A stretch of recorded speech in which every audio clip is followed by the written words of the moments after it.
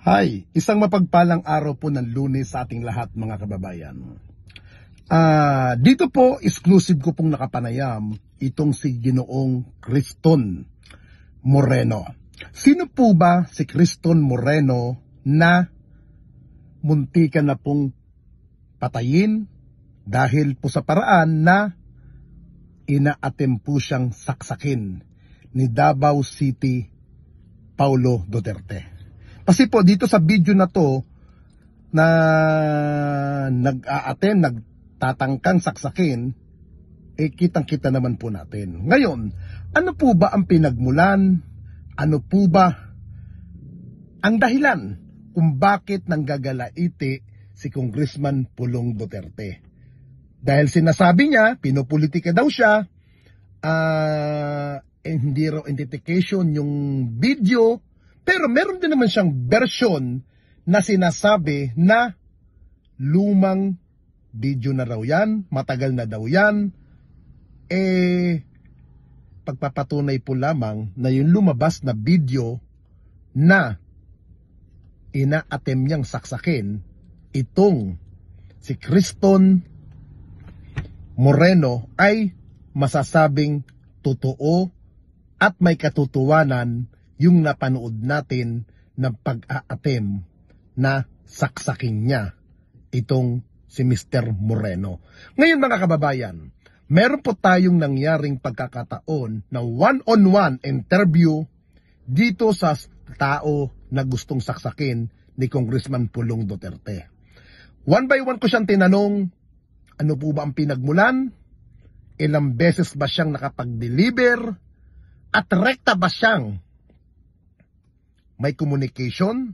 At meron bang pagkakataon, ano ba ang mga requirement ni Pulong Duterte pag siya'y kinukunan ng babae o siya'y nagdi-deliver? Sinagot niya po yan.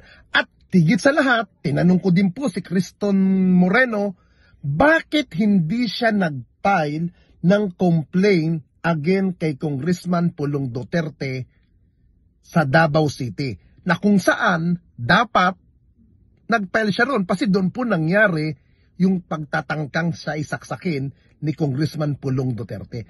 Lahat po yan, mayroon po siyang kasagutan at higit sa lahat, ito po ay kusa dahil ito po yung nangyaring pag-i-interview ko po sa kanya, dinalaw ko po siya sa kanyang detention cell nung Saturday night po mga kababayan. Kaya po, panoodin nyo ang buong pahayag ni Mr. Criston Moreno.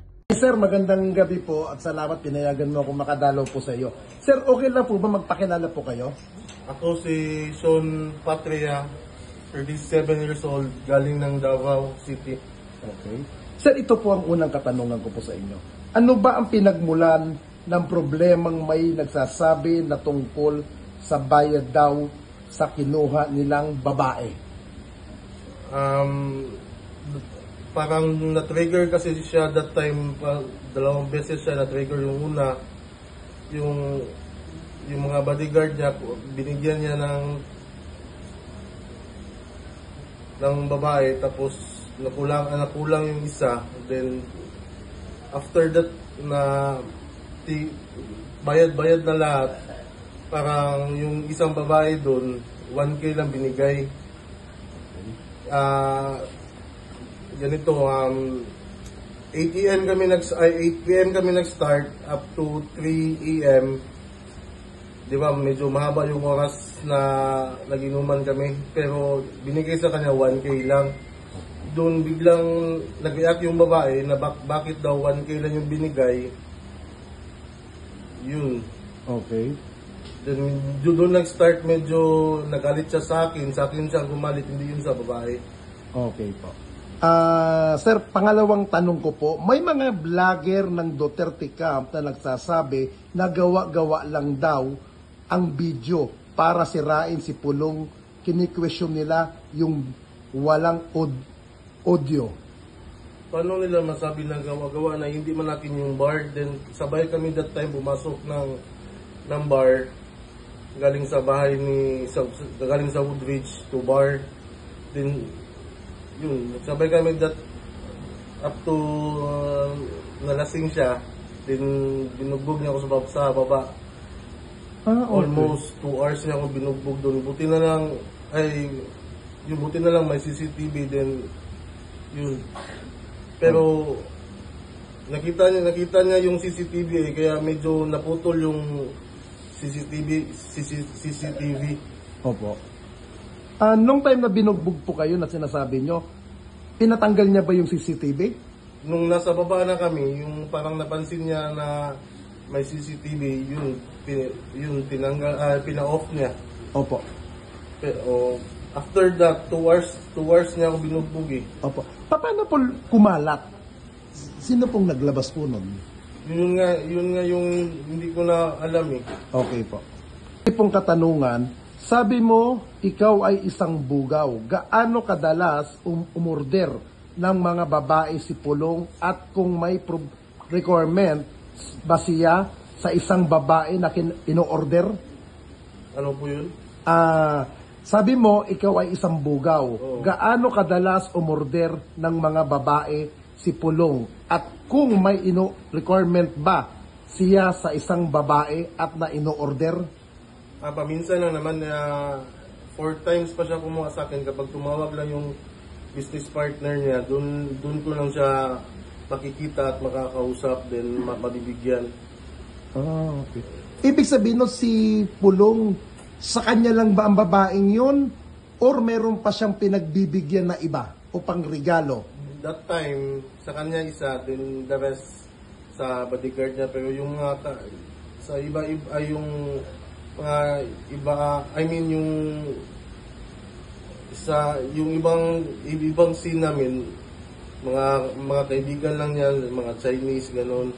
Ibig sabihin, boss, pag may mga Chinese, binibigyan niya ng babae na nanggagaling din sa inyo. Parang ganon. Opo.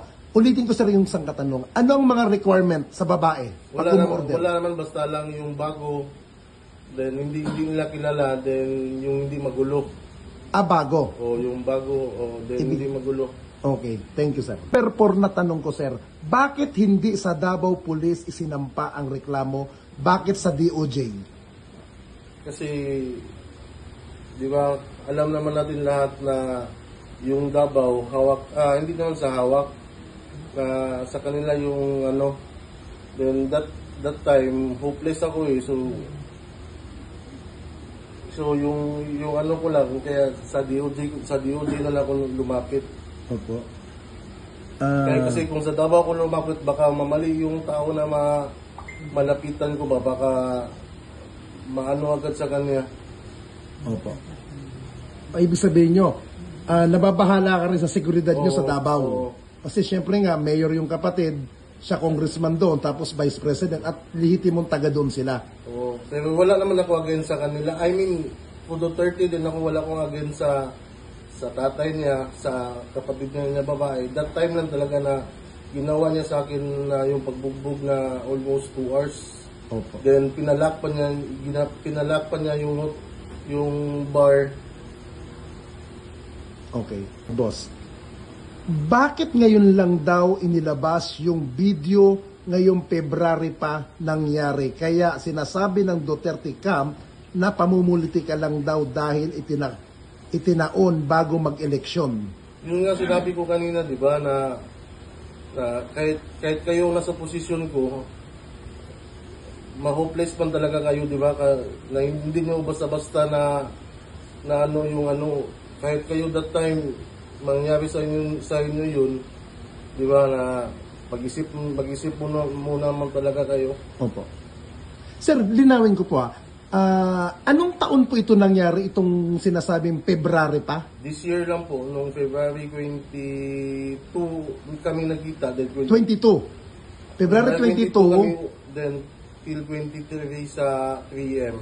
Anong year po ito? Ngayon lang. 2025. Ngayon lang almost 3 months lang Okay. Sa loob ng 3 months, sir, saan po kayo nag-stay? Sa bahay lang. Then parang every time na maglabas ako, parang may threat eh. May nagkatimba sa inyo na takutin kayo? I-text kayo? Wala naman, kasi makipil ko lang. Okay. Kaya yun, medyo nag-decide na ako na Okay po. Katanungan ko, sir, Sabi ni Pulo, ipapa-authenticate pa daw nila yung video, duda ata siya na siya kung nasa video. Ano ang masasabi niyo po dito? Wala tayong magawa kung yan lang sabihin niya, pero tingnan nyo naman yung video, di ba, na siya talaga. Kahit tingnan pa natin yung CCTV sa labas, yung pagsabay namin pumasok, pati paglabas niya, alam naman. Opo.